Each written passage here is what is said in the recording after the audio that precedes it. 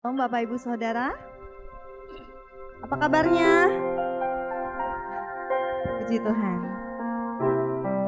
Semua siap untuk beribadah pada pagi hari ini, amin. Mari kita persiapkan hati kita. Kita mau masuk dalam hadirat Tuhan. Kita mau berikan yang terbaik baginya. Saya percaya hati yang haus akan Tuhan akan dipuaskan pada pagi hari ini, amin. Terima kasih ya Tuhan. Bawa kami ya Tuhan untuk terus dekat dengan Engkau Tuhan. Merasakan kasih, merasakan kebaikan-Mu dalam hidup kami ya Tuhan. Bawa kami lebih lagi Tuhan pada pagi hari ini Tuhan. Merasakan kasih-Mu, merasakan hadirat-Mu ya Tuhan.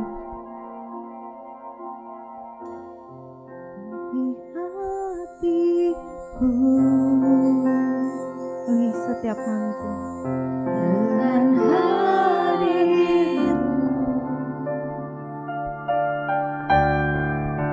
ku rindu memandang wajah-Mu oh Tuhan di dalam kekudusan. Bawaku kami dekat Tuhan dalam hati-Mu.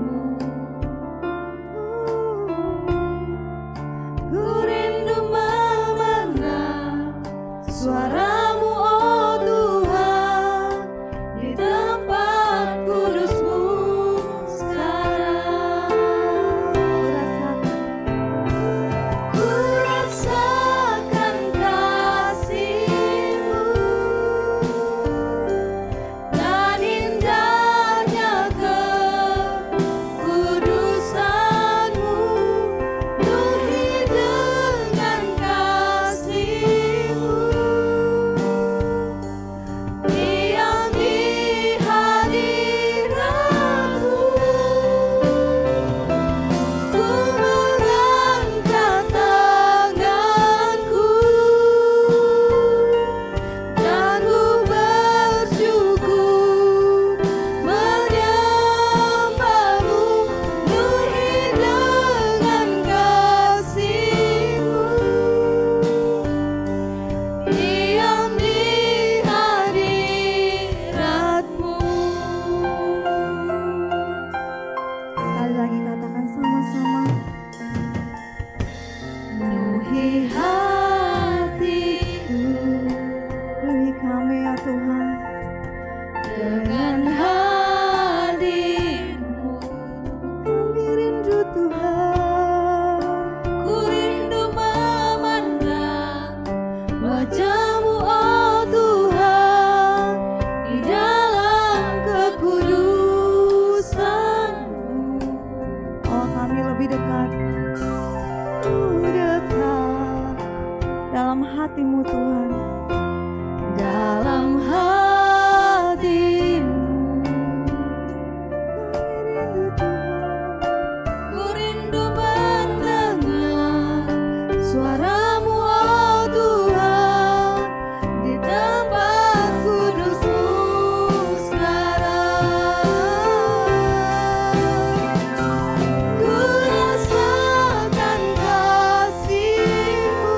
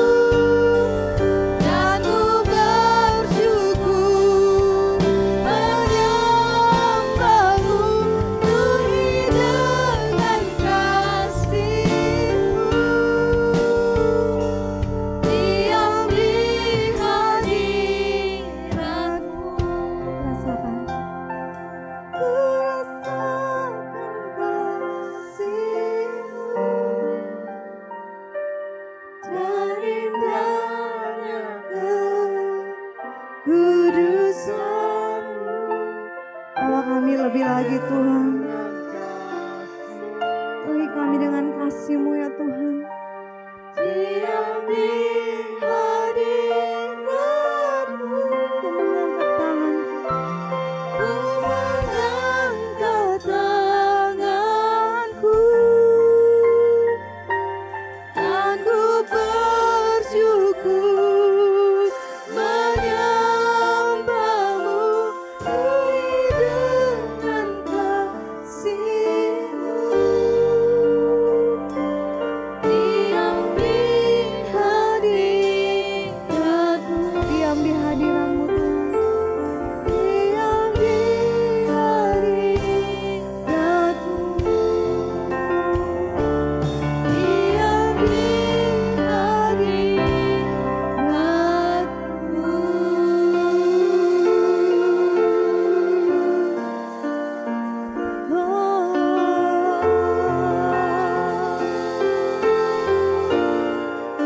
Diam di hadirat-Mu Tuhan. Merasakan kasih-Mu. Dengan suara-Mu Tuhan. Memandang wajah-Mu Tuhan. Merasakan kebaikan-Mu.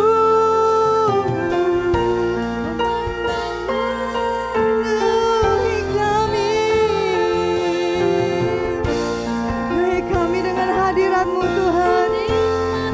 Memenuhi setiap kami Tuhan. Lebih lagi Roh Kudus mengalir di tempat ini. Memenuhi setiap hati kami. Yesus, hadirat-Mu Tuhan.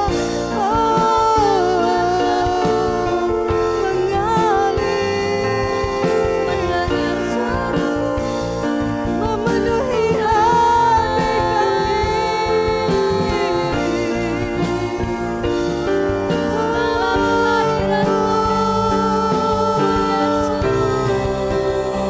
Sebab hadirat-Mu Tuhan adalah kekuatan bagi setiap kami. Hadirat-Mu Tuhan. Di dalam hadirat-Mu ada damai. Di dalam hadirat-Mu Tuhan ada sukacita yang besar. Di dalam hadirat-Mu ada kekuatan yang baru.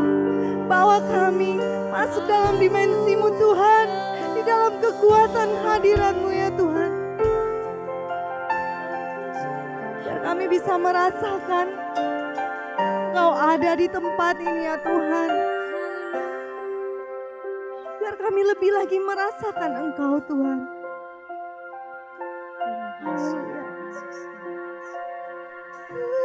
Merasakan kasih-Mu. Mari kita bangkit berdiri bersama-sama. Kita mau rasakan lebih lagi kekudusan Tuhan memenuhi tempat ini. Kasih-Mu. Kami mau diam di hadirat-Mu Tuhan.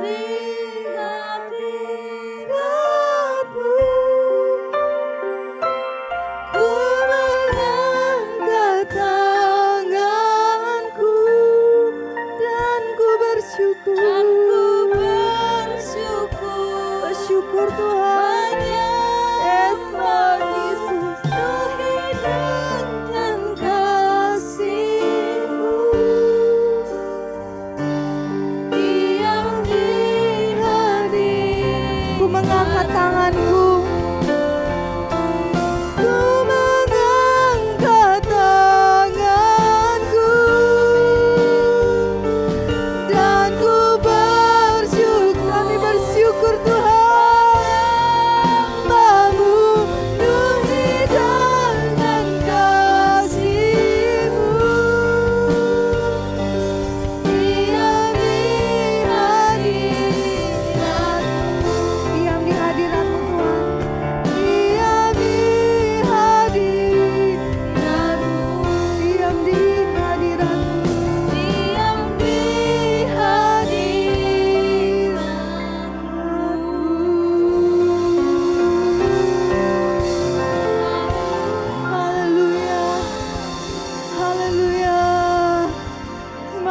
Tuhan untuk hadirat-Mu yang indah dalam hidup kami Tuhan. Kami mau terus tinggal dalam hadirat-Mu setiap waktu ya Tuhan. Dan kami mau memuji nama-Mu, kami mau memuliakan Engkau Tuhan. Sebab Engkau yang layak disembah. Di dalam nama Yesus kami mau memuji dan memuliakan Engkau. Di dalam nama Yesus kami berdoa. Haleluya. Amin.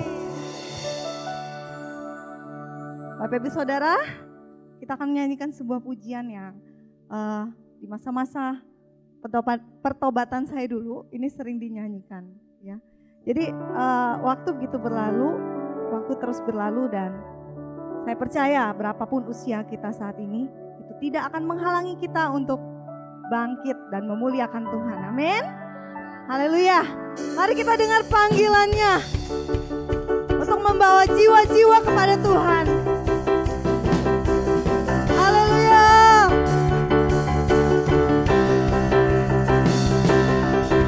Mari kita semua umat pilihan Allah, dengarlah panggilannya untuk menggenapi firman-Nya.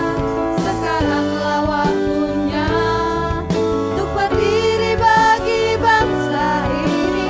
Mari maju umat pemenang. Mari kita semua, mari kita semua umat pilihan Allah, dengarlah panggilannya untuk menggenapi firman-Nya.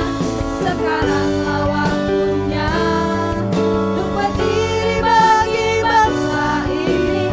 Mari maju umat pemenang. Tuhan bangkit, nyatakan kemuliaan-Nya. Tuhan bangkit, nyatakan kebesaran-Nya.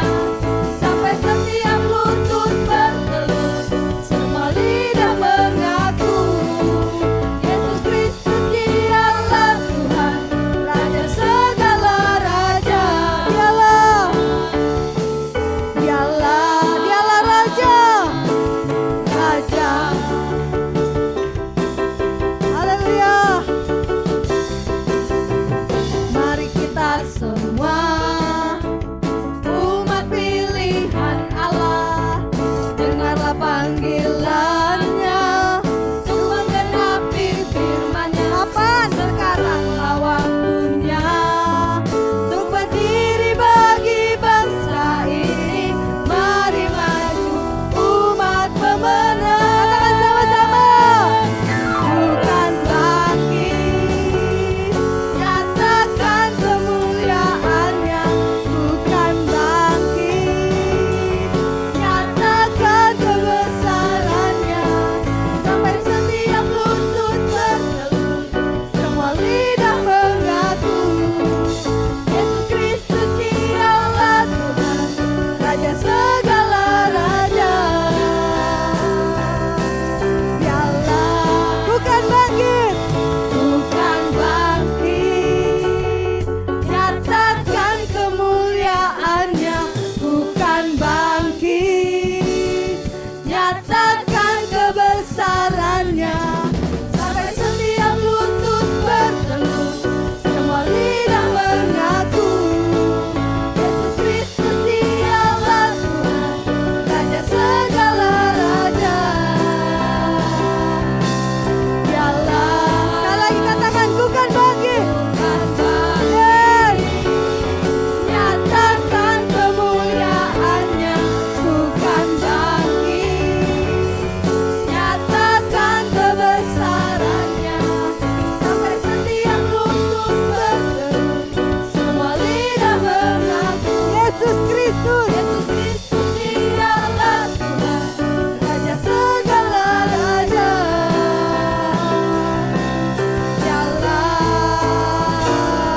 Biarlah roh-Mu menyala-nyala dan layanilah Tuhan. Biarlah roh-Mu menyala-nyala dan layanilah Tuhan. Biarlah roh-Mu menyala-nyala dan layanilah Tuhan.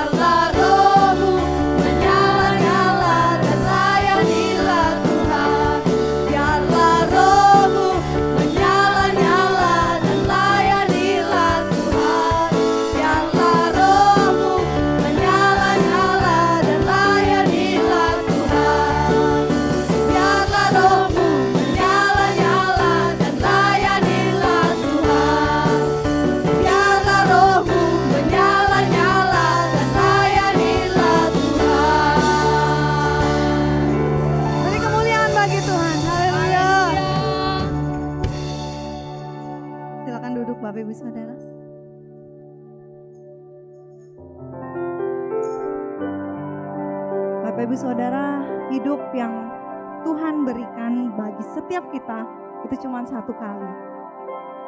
Dan di dalam satu kali kesempatan hidup itulah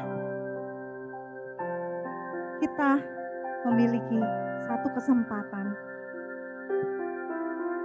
Apakah hidup kita, apakah waktu-waktu yang ada kita gunakan untuk menjadi berkat bagi orang lain?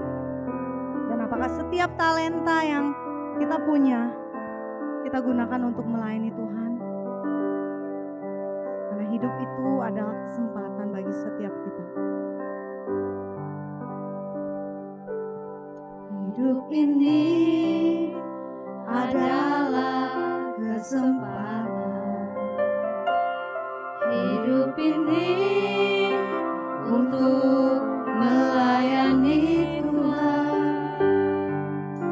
Jangan sia-siakan waktu yang Tuhan beri.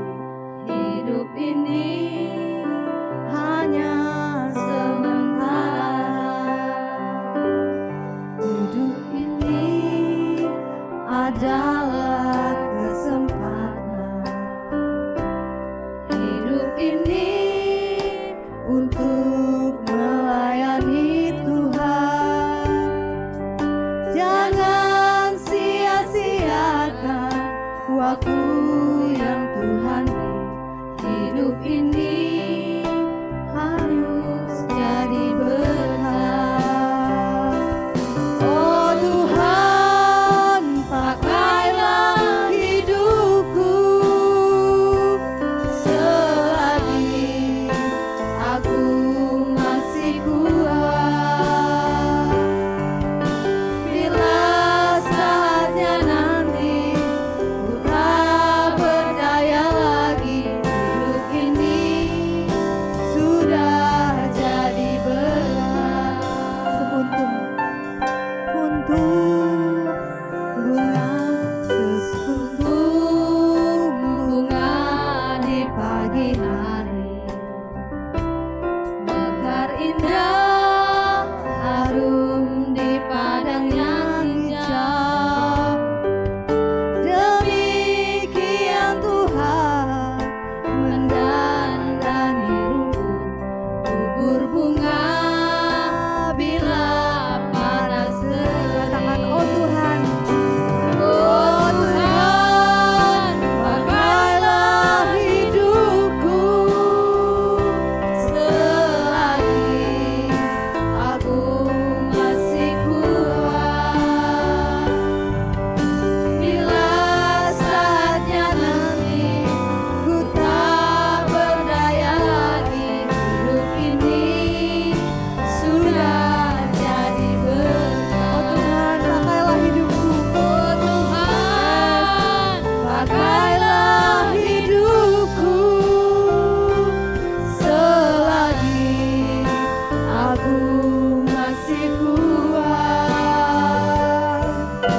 Bila saatnya nanti ku tak berdaya lagi, hidup ini sudah jadi berkat.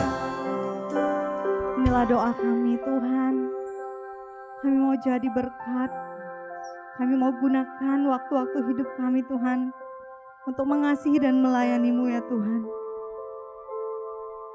Mari kita bangkit berdiri. Kita mau katakan lebih sungguh lagi. Oh Tuhan, pakailah hidup kami ya Tuhan. Oh Tuhan, pakailah hidupku selagi kami masih bernafas. Kami mau melayani Engkau Tuhan.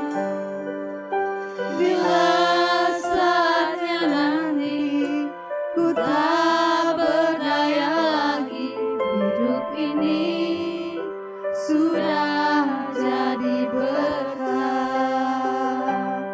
Oh Tuhan, pakailah hidupku selagi aku masih kuat. Bila saatnya nanti tak berdaya lagi, hidup ini sudah jadi berkah. Oh Tuhan, pakailah hidupku selagi aku masih kuat. Bila saatnya nanti ku tak berdaya lagi, hidup ini sudah jadi berkah. Bila saatnya nanti ku tak berdaya lagi, hidup ini sudah jadi berkah. Thank you Jesus, thank you Jesus. Biar selagi kami hidup Tuhan, selagi kami ada, selagi kami kuat, kami boleh melayani Engkau. Kami boleh Kau pakai menjadi alat-Mu. Kami bersyukur Tuhan sudah pakai setiap kami. Kami bersyukur Tuhan sudah panggil setiap kami. Kami bersyukur Tuhan, kami bersyukur. Kami bersyukur. Saudara, sebelum kita mendengarkan firman Tuhan, mari kita sembah Tuhan sejenak. Ambil waktu sejenak kita sembah Tuhan. Mari bersyukur. Mari bersyukur buat semua hal yang baik yang sudah Tuhan beri buat kita.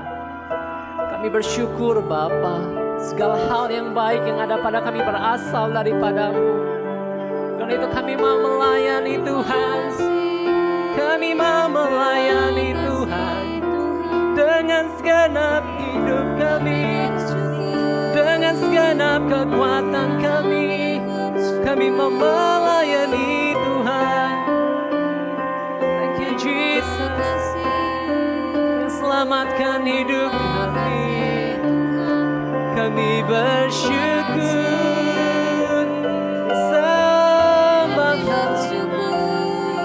sembah Kau. Haleluya, haleluya, haleluya, haleluya.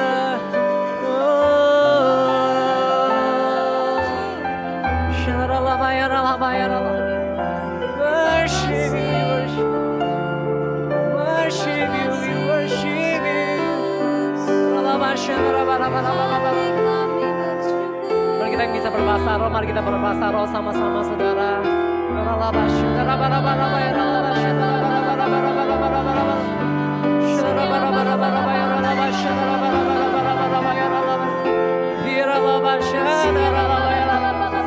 Roh Kudus bekerja.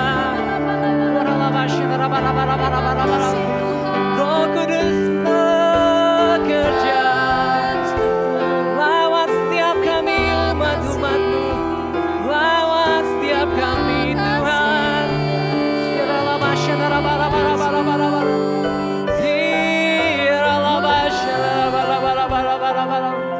Haleluya, haleluya.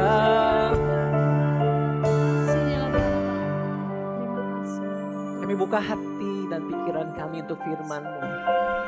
Ketika kami datang dan ketika kami pulang, kami akan menjadi pribadi yang berbeda. Karena kuasa firman-Mu sanggup merubah hidup kami. Karena kuasa firman-Mu sanggup membebaskan setiap kami. Yang terikat dibebaskan, yang sakit disembuhkan. Yang tidak memiliki pengharapan diberi pengharapan yang baru. Kami bersyukur Tuhan buat pagi hari ini. Bekerjalah. Dalam nama Yesus yang berdoa, sama-sama kita katakan amin. Silakan duduk saudara. Terima kasih buat tim Praise and Worship. Langsung saja slide saya. Semua siap untuk mendengar firman Tuhan, amin. Setelah hari ini kita mau belajar tentang prinsip Alkitab, biblical principles. Ya, jadi yang mau saya lakukan, kurang lebih saya mau recap selama ini sharing firman Tuhan, apa sih yang saya pelajari secara pribadi dan saya praktekkan.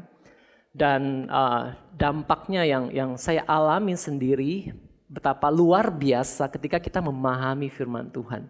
Saudara, firman Tuhan itu bukan cuma sekedar kita hafal, kita ketahui, bukan saudara.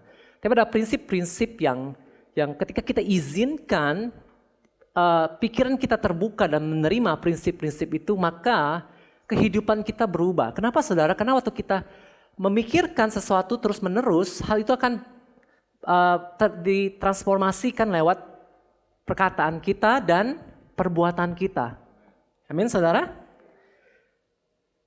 What you believe is powerful. If you can change what you believe, you can change your life. Apa yang kau percaya itu luar biasa, berkuasa saudara. Kalau kita bisa merubah apa yang kita percayai, hal itu akan mengubah hidup kita. Amin saudara. Dan kita mau terus berubah semakin hari semakin serupa dengan pribadi Yesus. Dan itu terjadi ketika kita mengalami satu proses yang namanya metanoia. Change of mind, satu perubahan pikiran yang merubah tingkah laku kita, sehingga ketika orang bertemu dengan kita yang sudah lama nggak ketemu, mereka berkata, kamu berubah ya sekarang. Ya, cara kita ngomong, cara kita memperlakukan orang lain, semua berubah karena hal yang kita percayai. Sebaliknya, ketika kita mempercayai hal-hal yang salah, maka hal-hal buruk bisa kita lakukan, saudara. Hal-hal yang tidak baik pun kita bisa lakukan dalam hidup kita. Prinsip yang pertama, ya, saudara, di dalam Alkitab itu ada satu prinsip yang penting, prinsip interpretation, prinsip menerjemahkan Alkitab, ya, namanya the first mention. The first mention itu artinya prinsip penyebutan pertama kali. Jadi kalau di Alkitab kita temukan satu kata yang pertama kali disebutkan di sepanjang Alkitab dari Kejadian, artinya ada sesuatu yang sangat penting di situ. Artinya ada sesuatu yang bisa kita pelajari dari ayat itu. Ya. Nah, prinsip yang pertama adalah rest. Rest artinya kita istirahat.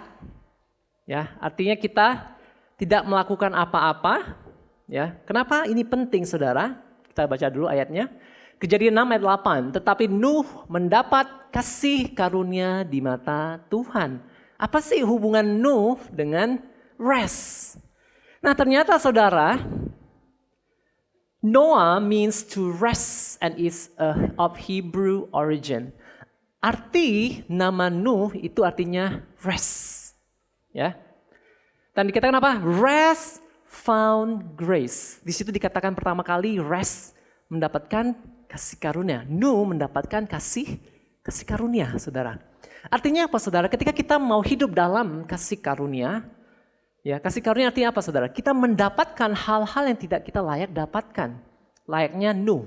Nuh mendapatkan hal yang tidak dia layak dapatkan. Kenapa, saudara? Kita baca Nuh, kita lihat kisah Nuh, kita tahu, saudara, ternyata dia juga manusia seperti yang lain, saudara. Dia berbuat kesalahan, ya. Tetapi apa yang terjadi? Dia mendapatkan kasih karunia, saudara. Rest found grace. Artinya ketika kita rest, ya, kita mendapatkan kasih karunia, kita mendapatkan hal-hal yang tidak layak kita dapatkan, kita peroleh itu, saudara. Ada banyak orang yang mereka lebih suka tabur tuai, ya, sow and reap, saudara. Ya, tapi kalau saya, saudara, kenapa kita harus bersandar kepada hukum itu lagi, saudara? Hukum itu ada untuk seluruh manusia. Mereka percaya nggak percaya, semua ketika mereka lakukan sesuatu ada hasilnya, ya. Tetapi buat kita orang-orang yang percaya, ada satu hukum yang lebih tinggi di atas hukum itu yang namanya hukum kasih karunia, saudara. Ketika kita dapatkan hal-hal yang tidak kita layak dapatkan, seperti orang Israel waktu mereka menyeberang ya ke tanah perjanjian, ada orang-orang raksasa di sana yang sudah membangun rumah yang besar buat mereka. Ada orang-orang raksasa yang sudah menggali sumur yang dalam bagi mereka, dan ketika mereka masuk, kita katakan apa? Mereka sebenarnya tinggal menikmati. Mereka sebenarnya tinggal mendapatkan kasih karunia itu. Nah, rest and grace. Apa artinya rest? Aplikasinya apa sih? Seperti ini, saudara. Apakah berarti kita nggak usah ngapa-ngapain? Jadi orang Kristen kerjanya cuma doa di kamar, nggak ngapa-ngapain ya. Wah, berkat datang. Enggak, saudara. Rest itu artinya seperti ini. Lakukan yang perlu kita lakukan. Ya, kalau kita bekerja, lakukan yang harus kita lakukan dengan sebaik-baiknya. Tetapi setelah itu, saudara nggak usah khawatir lagi. Nggak usah peduli lagi tentang hasilnya. Nanti gimana ya? Nanti bos suka nggak ya? Kalau kita orang tua, saudara, lakukan yang kita bisa lakukan terbaik buat anak-anak kita. Sisanya saudara-saudara gak usah pusing tentang hal itu. Nanti gimana nanti mereka besar, nanti gimana mereka nikah, gak perlu khawatir saudara. Prinsip rest itu seperti itu. Kita lakukan yang perlu kita lakukan, sisanya izinkan Tuhan bekerja saudara. Amin saudara, simple sekali. Waktu kita mengerti, paham tentang prinsip rest ini, hidup kita menjadi tenang. Ya. Apa yang harus kita lakukan? Lakukan yang perlu kita lakukan yang bisa kita lakukan, sisanya gak usah khawatir lagi saudara. Amin. Rest and grace are two sides of the same paper. Where you find rest, there God's grace and favor will be also. Dahsyat saudara, seperti mata koin saudara. Ya, di mana ada rest, di situ ada kasih karunia. Tapi kalau kita ngotot, bekerja mati-matian dengan kekuatan kita, ujungnya kita akan menjadi lelah. Ujung-ujungnya kita menjadi capek saudara, stres. Amin. Mulai hari ini ketika kita ada sesuatu masalah, besar kecil, pergumulan, kerjakan yang kita bisa lakukan saudara. Sisanya gak usah khawatir lagi. Pasti ada jalan keluar. Pasti semua kita pernah ngalamin gitu ya saudara. Ada masalah besar nih, aduh gimana ya, solusinya gimana. Tapi pada waktunya tiba saudara, solusinya ada di sana loh saudara. Karena itu kita kata-kata apa?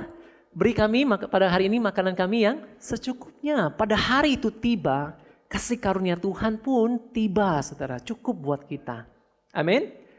Next. Kita mau belajar prinsip yang berikutnya saudara. Bagaimana tentang punishment? Ini juga salah satu yang banyak anak-anak Tuhan salah mengerti. Dan akhirnya mereka hidup dalam satu ketakutan. Ya, sedih loh saudara. Waktu kita sebagai anak-anak Tuhan harusnya kita hidup dalam kemerdekaan. Kita dengan jelas katakan saudara. When the Son sets you free, you are free indeed. Ketika anak itu membebaskanmu, engkau sungguh-sungguh merdeka. Tapi sampai hari ini, banyak anak-anak Tuhan sekalipun yang belum merdeka, saudara. Ada satu ketakutan. Mereka waktu mau doa, ketika mereka mau melayani, ada satu intimidasi yang membuat mereka takut sama Tuhan, saudara. Ya. Bagaimana tentang penghukuman, saudara? Yesaya 53 ayat 5. Tetapi dia, Yesus, tertikam oleh karena pemberontakan kita. Siapa memberontak, saudara? Kita yang memberontak. Tapi Yesus yang tertikam. Dia diremukkan oleh karena kejahatan kita. Siapa yang jahat saudara? Kita yang jahat. Tetapi Yesus yang diremukkan. Ganjaran yang mendatangkan keselamatan bagi kita. Siapa yang diselamatkan saudara? Kita yang diselamatkan. Tetapi dia yang dihukum. Dia yang dibunuh saudara. Dan oleh bilur-bilurnya kita menjadi sembuh. Nah saudara, banyak orang percaya yang masih percaya sampai hari ini bahwasanya Tuhan masih memberikan hal-hal seperti ini ya saudara. Tuhan kasih kita musibah supaya kita belajar. Saudara, pikiran yang aneh saudara, tapi banyak orang percaya hal ini. Nah, masalahnya apa di sini saudara? Ketika kita percaya bahwasanya Tuhan menghukum kita atas hal yang Tuhan Yesus sudah tebus, hal yang Tuhan Yesus sudah lakukan bagi kita saudara, ada satu pemahaman yang salah di sini kita belajar sama-sama. Today God is not judging us for our sins because He has found the righteousness of the one man, Christ Jesus. Kenapa Tuhan tidak menghukum kita lagi hari ini? Karena Dia sudah menemukan kebenaran itu di dalam satu pribadi yang namanya Yesus. Waktu Adam jatuh dalam dosa, seluruh dunia jatuh ke dalam dosa. Manusia yang lahir setelah Adam, mereka tidak tahu apa-apa sampai hari ketika kita belum percaya sama Tuhan Yesus. Mereka manusia-manusia yang berdosa. Tetapi buat kita saudara, ketika ada hamba Tuhan yang bertanya, siapa di sini yang masih merasa dia manusia yang berdosa, jangan angkat tangan saudara. Kita bukan manusia yang berdosa lagi. Kita orang-orang kudusnya Allah loh saudara. Amin. Kenapa? Ketika Yesus mati, semua orang yang percaya kepada Tuhan Yesus menjadi orang benar. Kenapa? Karena apakah mereka melakukan perbuatan benar? Bukan saudara. Waktu Adam dan Hawa jatuh dalam dosa, orang-orang yang lahir setelah mereka tidak perlu melakukan apapun untuk menjadi orang berdosa. Ketika mereka lahir, saudara, mereka sudah menjadi orang berdosa. Demikian halnya ketika kita percaya kepada Tuhan Yesus, detik kita percaya kepada Tuhan Yesus, kita menjadi orang benar. Bukan karena perbuatan kita, saudara. Enggak ada hubungan sama sekali dengan perbuatan kita. Kadang-kadang kita salah berpikir kalau ketika melihat seseorang perilakunya benar, wah ini orang benar. Ketika kita melihat orang lain perilakunya salah, wah ini orang tidak benar. Enggak, bukan seperti itu saudara. Prinsip Alkitab itu berbeda dengan prinsip dunia. Itu cara dunia melihat. Kalau orang baik, Ya, suka memberi, wah ini orang benar. Tapi kalau orang, kita langsung menghakimi itu bukan orang benar. Enggak seperti itu saudara. Selanjutnya lagi. Ya, so don't let anyone tell you that God judges you for your sins and punish you with cancer, car accidents, business failure, or brokenness. Jangan mau percaya saudara. Kalau Tuhan menghakimi kita hari ini ketika kita menjadi orang-orang percaya, menghukum kita dengan sakit kanker, ya, wah ini pasti karena aku sudah berdosa. Ada kecelakaan mungkin, ya, ada bisnis yang gagal, ada kehancuran dalam hidup kita. Jangan berpikir itu dari Tuhan, saudara. Kenapa? Ketika kita berpikir itu dari Tuhan, kita tidak bisa lakukan apa-apa, saudara. Kita akan jatuh dan terpuruk, ya. Saya pernah cerita mungkin waktu istri saya waktu itu mau datang ke gereja, saya datang duluan, bawa mobil. Tiba-tiba dia ada, waktu belokan di Jelutung itu saudara, dia ada mobil yang cepat dari sebelah kanan berarti. Ya, jadi dia agak takut, jadi dia terlalu ke kiri, ada trotoar yang tajam, bagian yang kotak-kotak saudara. Jadi ban dua-duanya sebelah kiri itu pecah, meletus saudara. Bukan meletus balon kita saudara, meletus 2 ban saudara. Bayangkan bannya masih bannya bagus, masih bannya baru saudara. Bisa pecah itu kira-kira gimana saudara? Serem kan saudara? Tapi ketika saya dapat dengar lagi ibadah waktu itu, ibadah 2. Saya dapat kabar itu, saya cuma berpikir gini, oh gak apa-apa, cuma nanti pasti cuma ban aja. Saya gak ada pikiran, wah ini dari Tuhan, Tuhan lagi marah nih. Gak ada sama sekali saudara. Dan akhirnya apa saudara? Saya tenang. Ya saya kesana cepet-cepet, lihat naik pakai motor. Dan ketika saya datang langsung, puji Tuhan beneran. Cuman ban, 2 ban yang meletus. Ya, pelaknya masih bagus, mobilnya gak apa-apa, istri dan anak saya semua aman. Ada satu ketenangan, ada satu damai sejahtera. Kenapa saudara? Karena saya tahu Bapak saya itu untuk membela saya, mendukung saya saudara. God is for me. Tuhan itu ada di pihak saya. Saya tidak berpikir, wah Tuhan lagi marah. Jadi apa yang terjadi saudara? Saya penuh dengan damai sejahtera dan saya pun gak marah sama istri. Ya, apa yang mau dimarahin saudara? Ya, ban meletus ya tinggal ganti ya sudah saudara selesai, ya kan? Tapi ada sesuatu yang luar biasa ketika kita memiliki pemahaman yang benar saudara. Hal yang terjadi adalah hal yang buruk. Tapi saya tidak menuduh Tuhan yang melakukannya. Akhirnya hubungan saya dengan Bapa tidak terganggu sama sekali. Amin, saudara? Itu yang bisa terjadi dalam hidup kita waktu kita memiliki pemahaman yang benar saudara tentang firman Tuhan. Kalau saya punya pemahaman yang salah, kalau saya berpikir waktu itu, wah ini Tuhan lagi marah. Langsung pasti hati saya tidak enak. Jadi emosi, bisa bawa mobil gak sih? Pasti kayak gitu ya, saudara. Tapi yang terjadi saya gak marah sama sekali. Malah lihat, semua aman. Bersyukur, malah rasanya aduh Tuhan terima kasih. Ternyata benar yang saya pikirkan, cuman ban. Saudara, betapa dahsyatnya prinsip ini saudara waktu kita bisa pahami dan aplikasikan dalam kehidupan kita. Amin. Jadi waktu kita sakit, waktu kita ngalamin kegagalan, jangan berpikir itu Tuhan. Apa yang kita lakukan? Kita berdiri, berdoa, kita lawan saudara. Ya, jangan sakit pasrah ini dari Tuhan. Kalau dari Tuhan yang kita ngapa lagi doa saudara. Ya tetap nikmati aja sakitnya. Enggak saudara. Ya. Oleh bilur-bilur Yesus Tuhan itu sudah mati buat sakit penyakit kita. Dan apalagi saudara. God would be unjust if he punished the same sins twice. Tuhan tidak adil kalau dia menghakimi kesalahan yang sama 2 kali. Sekali di tubuh Yesus dan sekali di tubuh kita saudara. Jangan mau percaya hal-hal ini saudara. Ada hukumnya namanya double jeopardy. Jadi satu kesalahan itu tidak boleh dihukum 2 kali. Namanya satu kesalahan yang dihukum 1 kali. Nggak boleh 2 kali saudara. Ketika kita percaya sakit penyakit kita, semua kelemahan kita sudah ditanggung oleh Yesus, jangan mau percaya lagi saudara hal itu. Ketika hal itu terjadi sama kita, berdiri teguh, lawan itu. Klaim janji firman Tuhan buat kita. Amin saudara? Next. Ya. Nah, kisah ini tentang wanita yang ketahuan berzina saudara. Lalu Yesus bangkit berdiri dan berkata kepadanya, ketika semua orang akhirnya pergi, yang mereka mau melempari wanita itu, Yesus berkata, hai perempuan, di manakah mereka? Tidak adakah seorang yang menghukum engkau? Tuhan Yesus tanya kepada wanita itu. Jawabnya, tidak ada Tuhan. Kenapa ini penting saudara? Tuhan Yesus mau pastikan wanita ini tahu, dia sendiri pun tidak menghakimi, tidak menghukum wanita ini. Lalu kata Yesus, aku pun tidak menghukum engkau. Pergilah dan jangan berbuat dosa lagi mulai dari sekarang. Apa yang Yesus mau katakan? Jangan menghukum, jangan izinkan orang lain menghukum engkau. Dan jangan izinkan dirimu sendiri menghukum engkau. Kadang-kadang kita sendiri loh saudara yang menghukum diri kita. Ya, kita sama orang lain kadang kita bisa baik, tapi sama diri kita sendiri kita bisa keras sekali loh saudara. Ya, dan Tuhan Yesus katakan, aku pun tidak menghukum engkau. Dan kemudian apa dikatakan? Pergilah dan jangan berbuat dosa lagi mulai dari sekarang. Kekuatan ketika kita paham bahwasanya kita tidak dihukum lagi saudara, inilah yang memberi kita kekuatan untuk pergi dan tidak berbuat dosa lagi. Prinsipnya bukan pergilah, jangan berbuat dosa lagi maka engkau tidak aku hukum. Bukan. Aku tidak menghukum engkau, pergi jangan berbuat dosa lagi. Dahsyat loh saudara. Kalau kita paham prinsip ini mengubah hubungan kita sama Tuhan. Kita gak pernah lagi takut waktu kita datang sama Tuhan, aduh Tuhan lagi marah gak hari ini? Enggak, saudara. Waktu kita datang dengan satu keberanian.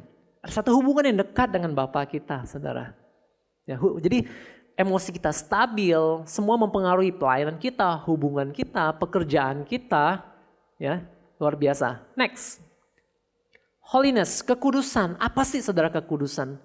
Nah banyak orang yang salah kaprah saudara. Mereka berpikir holiness itu action. Holiness kekudusan itu sebuah tindakan. Kalau kita lakukan A, B, C, D, itu artinya kita orang kudus. Kalau sampai meleset sedikit berarti kita kurang kudus. Enggak, bukan saudara. Kekudusan itu adalah posisi.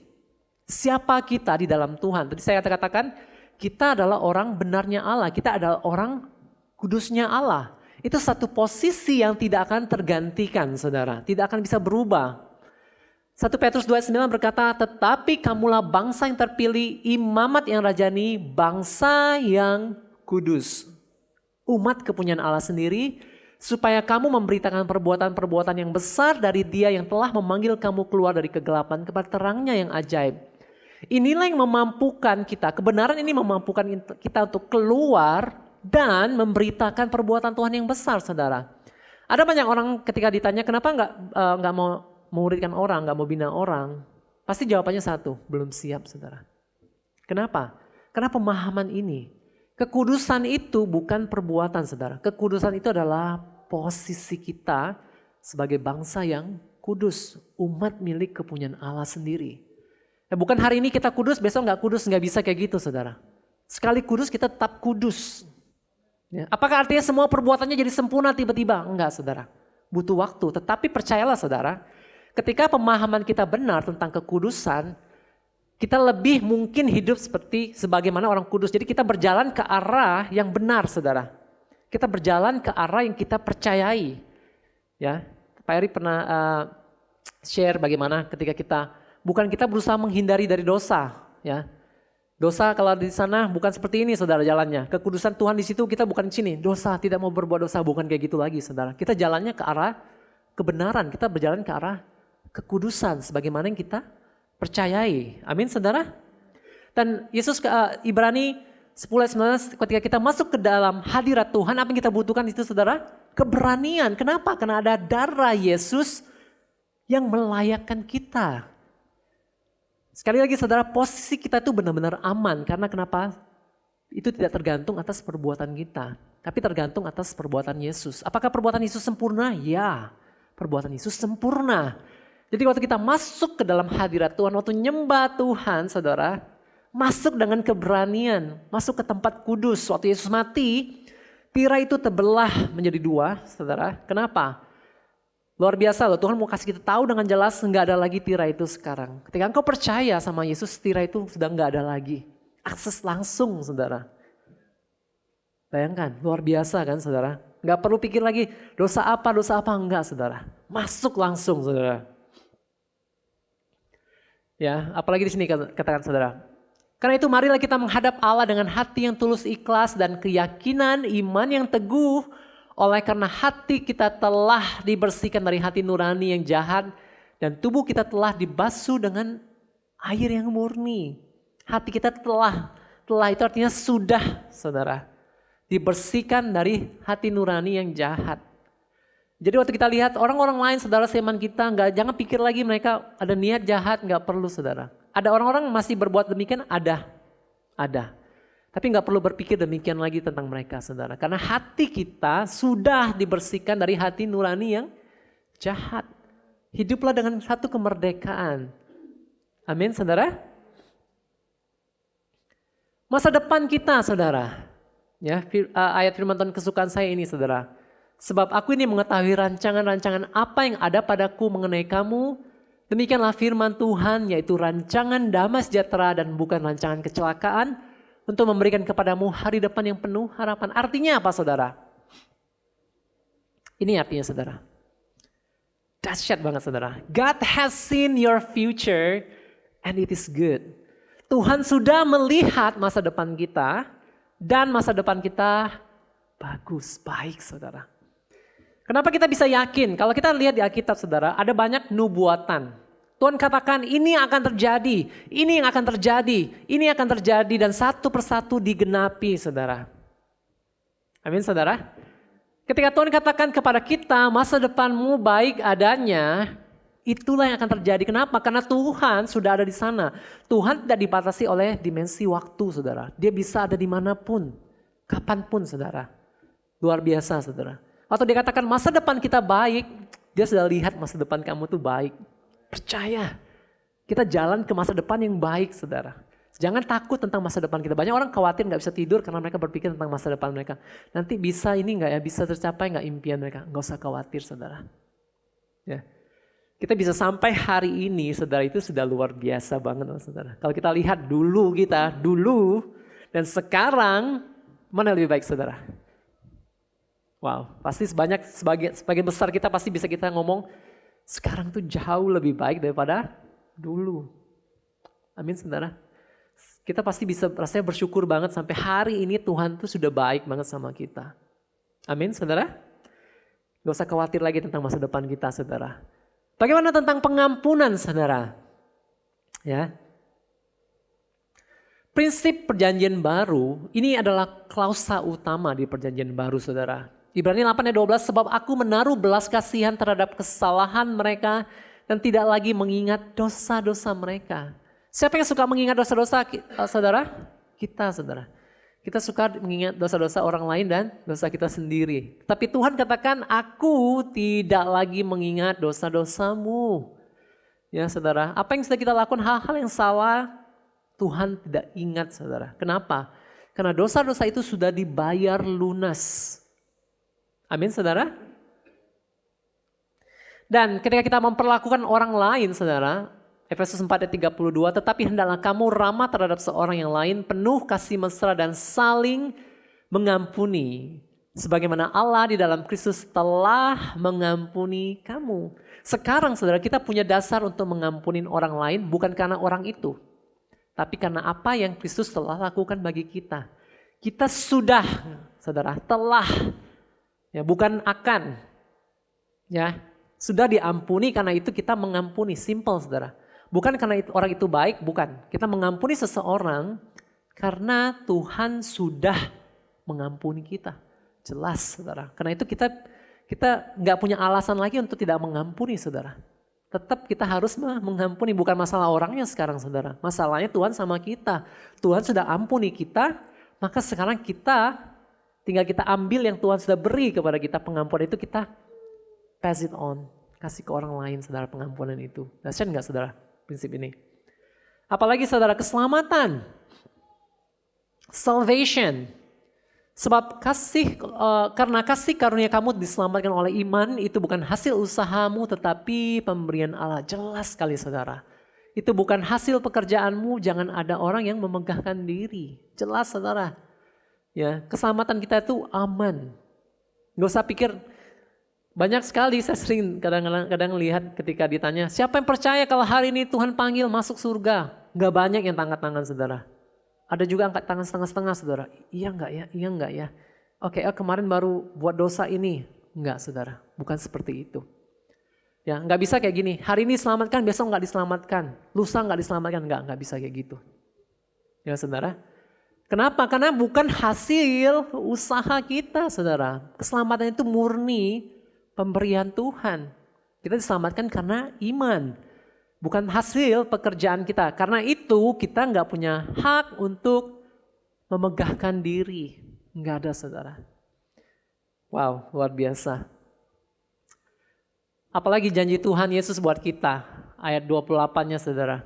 Dan aku memberikan hidup yang kekal kepada mereka dan mereka pasti tidak akan binasa sampai selama-lamanya. Dikasih bonus lagi saudara, dan seorang pun tidak akan merebut mereka dari tanganku. Dahsyat nggak saudara janji Tuhan?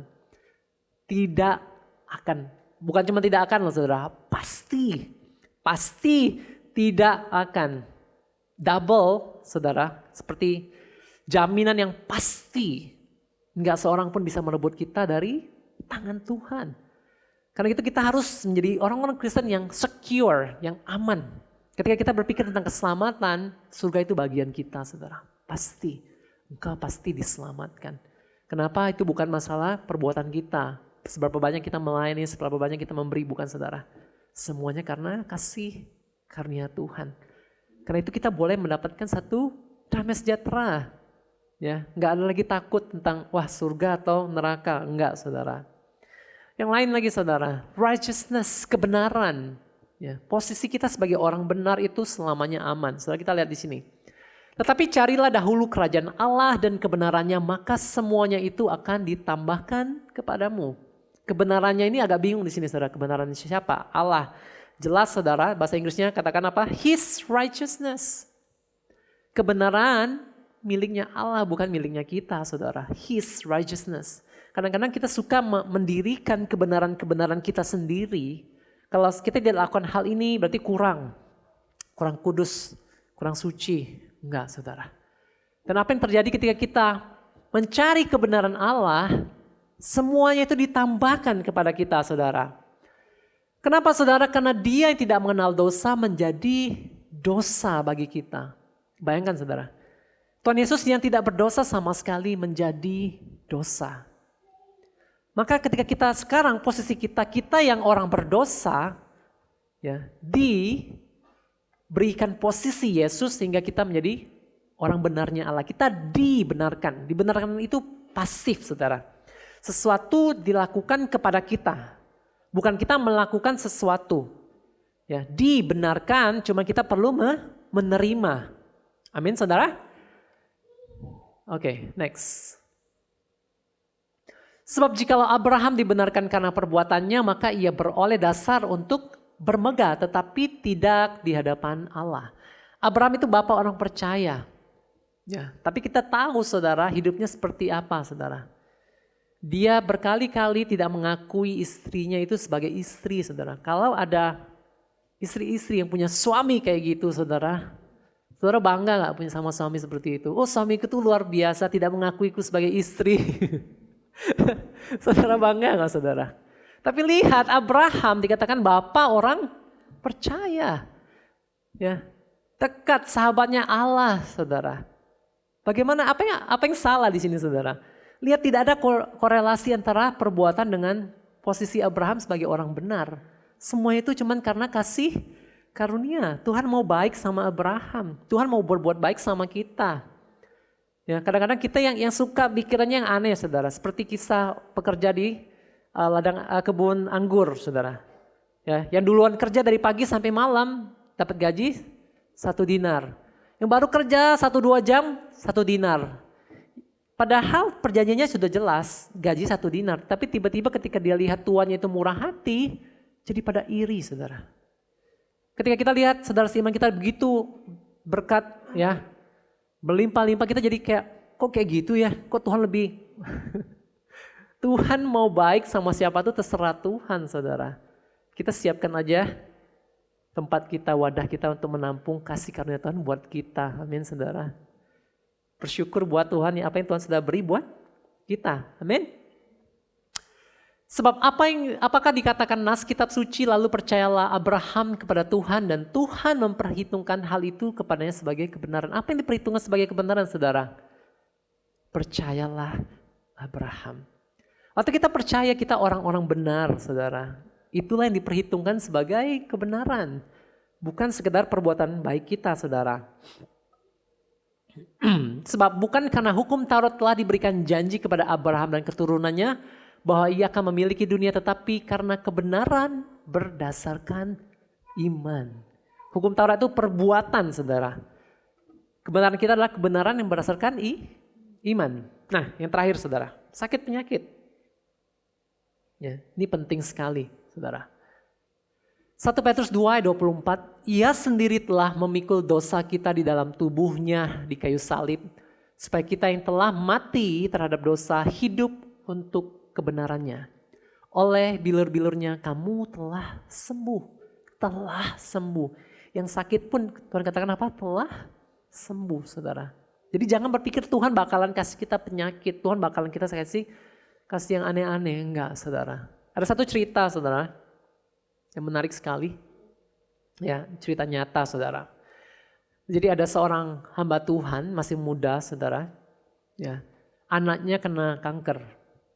Ya, sampai sehari ini saya pun nggak ngerti kenapa anak kecil bisa kena kanker, saudara. Kita yang sudah makan micin, ya Tuhan terus lindungi.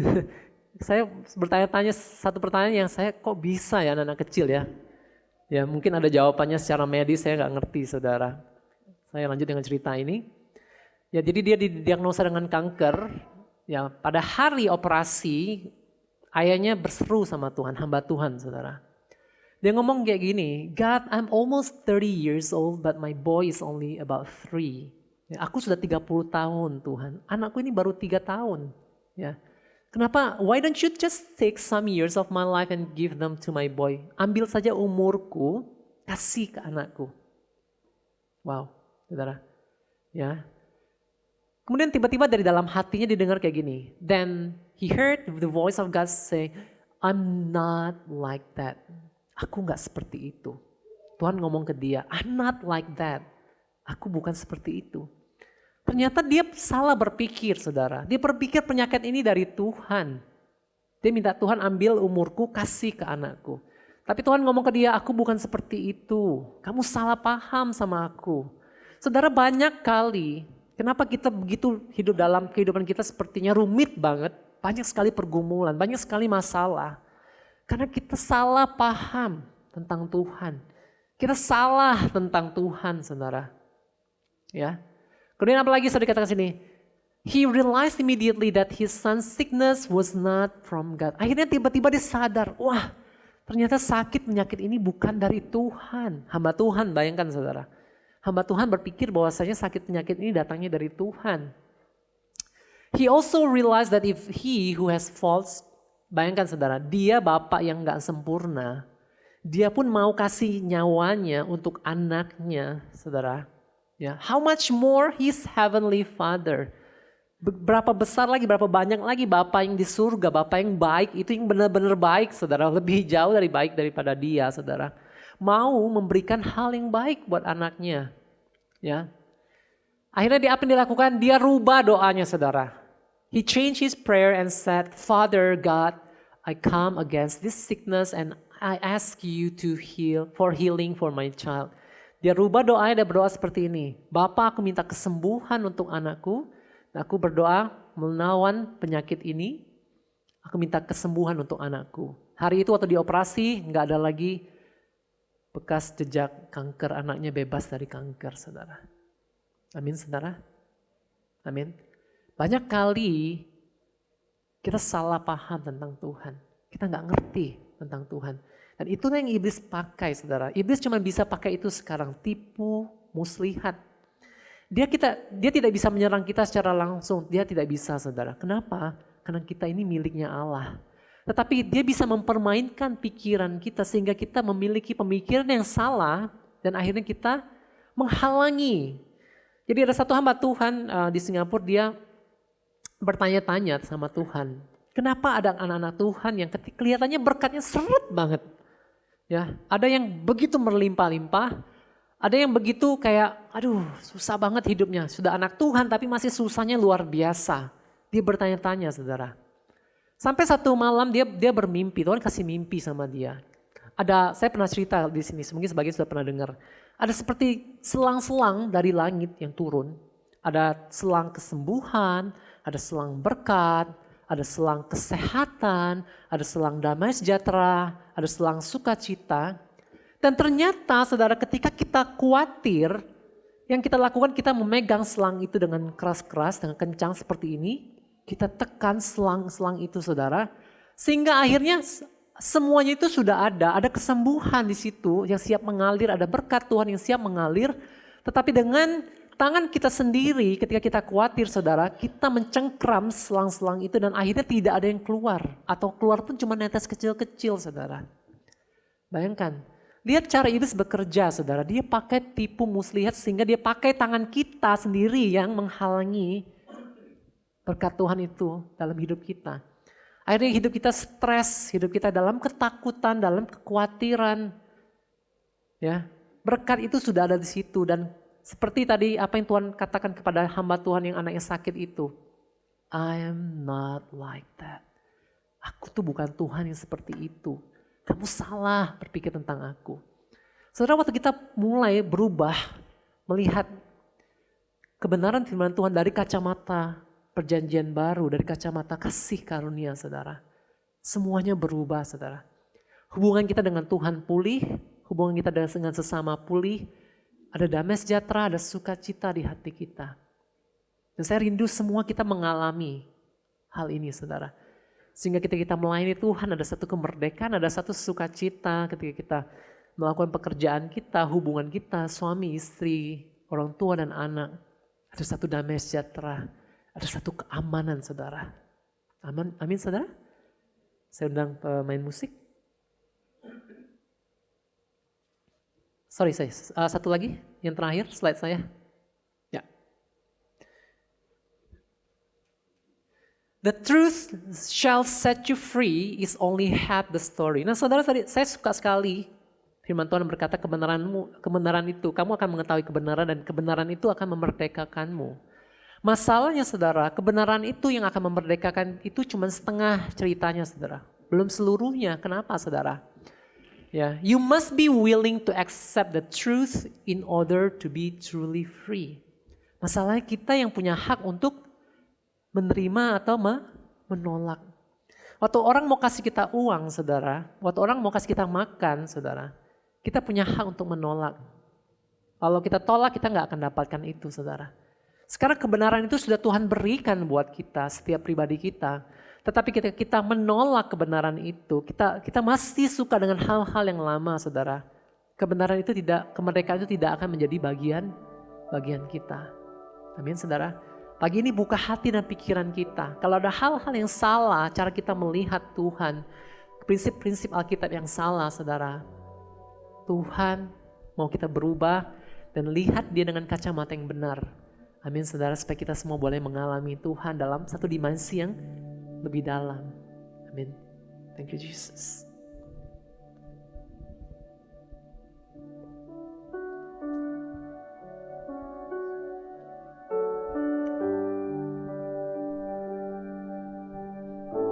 Thank you, Jesus.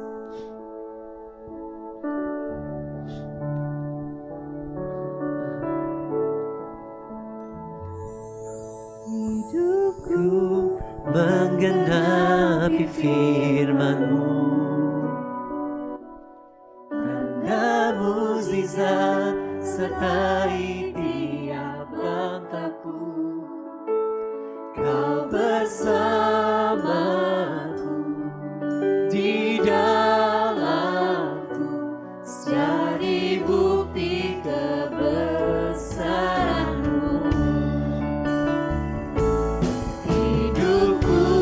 Menggenapi firman-Mu, tanda mukjizat sertai tiap langkahku. Biar kami boleh mengalami Engkau Tuhan, mengalami firman-Mu di dalamku, jadi bukti kebesaran-Mu.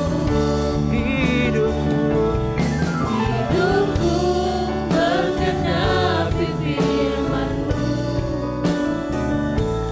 tanda mukjizat sertai tiap langkahku. Kau bersamaku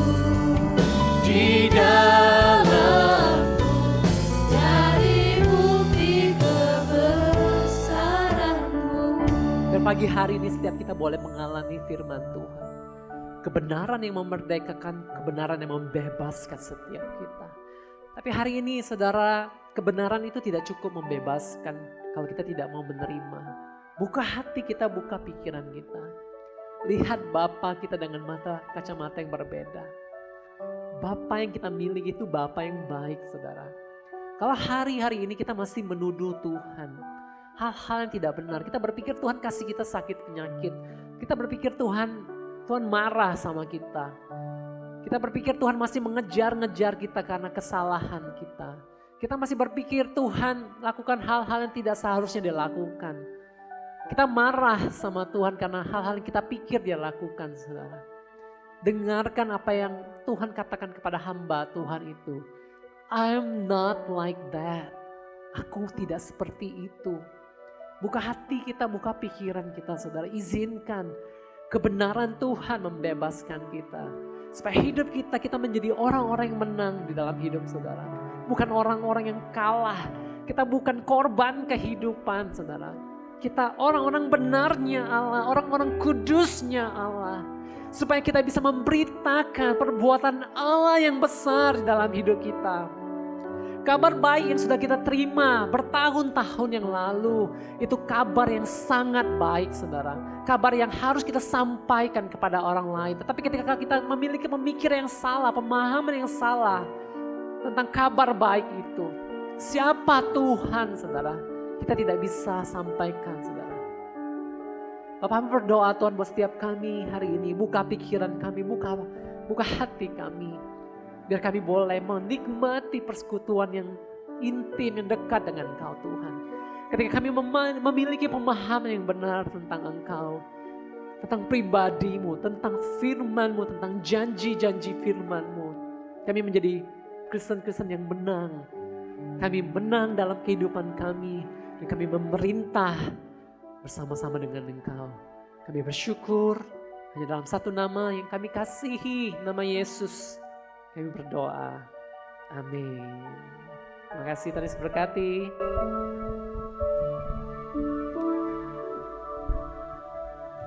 Oke, saya percaya setiap kita diberkati dengan kebenaran firman Tuhan. Amin. Nah, tentu ada banyak hal, prinsip-prinsip tadi yang sudah Rudi sampaikan. Dan saya menyarankan Bapak Ibu dengerin lagi. Dan terus mulai periksa hidup kita di prinsip-prinsip mana yang sampai hari ini kita masih goyah. Supaya kita benar-benar mengalami kemerdekaan dalam hidup ini. Ini hal yang serius Bapak Ibu. Karena berkali-kali juga saya katakan iblis itu bukan cuma hanya sekedar pengen membuat kita salah jalan. Jadi orang jahat, jadi melakukan hal-hal yang gak benar. Iblis gak cuma membuat kita salah jalan. Karena orang yang salah jalan dikasih tahu itu gampang, dia akan putar balik. Tapi berkali-kali saya katakan apa? Iblis itu mau merubah apa? Membuat kita jadi salah mikir. Salah mikir tentang Tuhan. Sehingga pada akhirnya kita jelas semakin jadi salah. Karena iblis tidak hanya ingin menyesatkan jalan kita, tapi iblis berusaha menyesatkan pikiran kita. Nah, kalau udah pikiran kita yang sudah jadi sesat, salah memahami Tuhan, salah semuanya Bapak Ibu. Saya pribadi sangat diberkati dengan kebenaran firman, makanya tadi saya sarankan dengerin lagi. Terus prinsip apa? Prinsip rest tadi, prinsip penghakiman tadi, prinsip keselamatan, prinsip kekudusan, prinsip tentang sakit penyakit. Ada banyak prinsip. Dan saya temukan ada begitu banyak orang Kristen masih salah di hal-hal prinsip Alkitab ini. Sehingga hidupnya gak maksimal Bapak Ibu. Tapi percayalah pagi hari ini engkau punya Bapa yang penuh dengan kasih karunia. Jangan salah lagi berpikir tentang Tuhanmu, amin. Dia Tuhan yang baik. Jadi sekali lagi nasihatnya apa? Dengerin lagi, terus cek satu-satu. Di prinsip mana yang engkau masih goyah sampai hari ini. Engkau masih suka nyalain Tuhan tentang apa yang sedang terjadi. Dan engkau terpuruk lebih dalam. Oke, thank you Rudi untuk firman Tuhannya. Dan boleh dibahas di komsel-komsel Bapak Ibu ya. Oke, itu saja ingin yang saya tambahkan. Kita akan dengarkan beberapa pengumuman multimedia.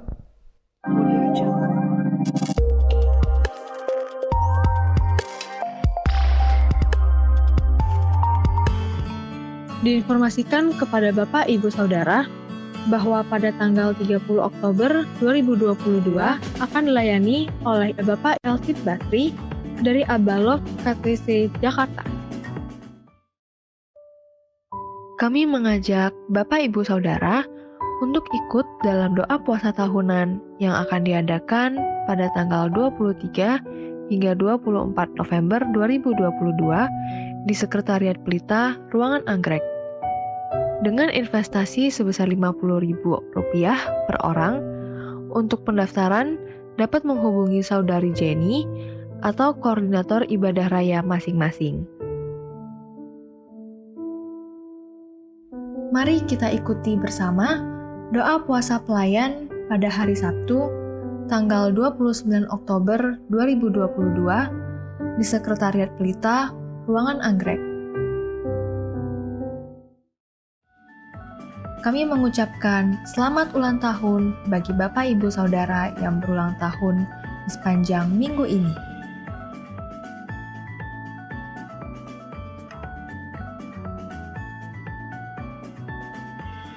Demikianlah berita news di sepanjang minggu ini. Tuhan Yesus memberkati. Oke, mari kita bangkit berdiri. Kita akan akhiri pertemuan ibadah kita pagi hari ini. Dan pesan terakhir dari firman Tuhan hari ini saya mau katakan, terimalah kebenaran itu. Dan kebenaran itu akan memerdekakan setiap kita, amin. Karena seperti yang Rudi tadi katakan, kebenaran itu sudah diberi, tinggal kita mau terima atau kita tolak dengan pikiran tadi. Tapi saya percaya pikiran kita dikendalikan oleh pikiran Kristus, bukan disesatkan oleh iblis, amin. Hidupku menggenapi firman-Mu, tanda mujizat sertai tiap langkahku. Kau bersamaku di dalamku, jadi bukti kebesaran-Mu.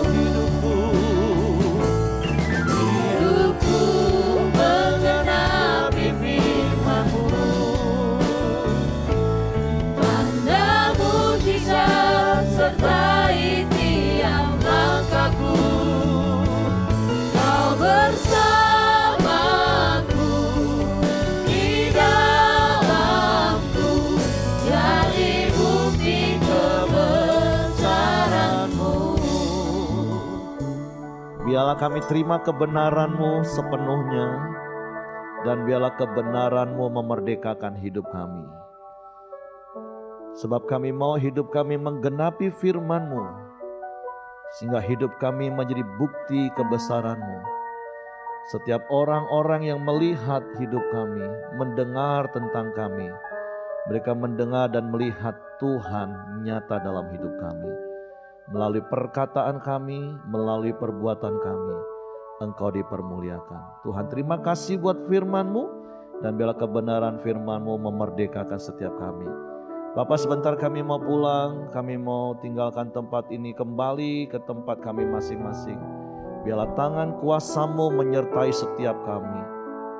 Biarlah tangan kuasa-Mu menuntun, memimpin, melindungi, menjaga dan memberkati kami di sepanjang minggu ke depan ini Tuhan. Sehingga minggu yang akan datang kami boleh datang lagi bersama-sama beribadah, berbakti kepadamu. Bahkan kami boleh membawa jiwa-jiwa baru untuk hormat kemuliaan bagi nama-Mu. Karena hidup kami menjadi kesaksian bagi semua orang. Terpujilah nama-Mu Bapa. Kiranya kasih karunia Bapa, damai sejahtera dari Yesus Kristus, serta pimpinan persekutuan Allah Roh Kudus menyertai kita sekalian mulai hari ini sampai Maranatha. Dia Yesus datang kali yang kedua, di dalam berkat nama Tuhan Yesus Kristus. Haleluya. Amin. Selamat hari Minggu. Tuhan memberkati.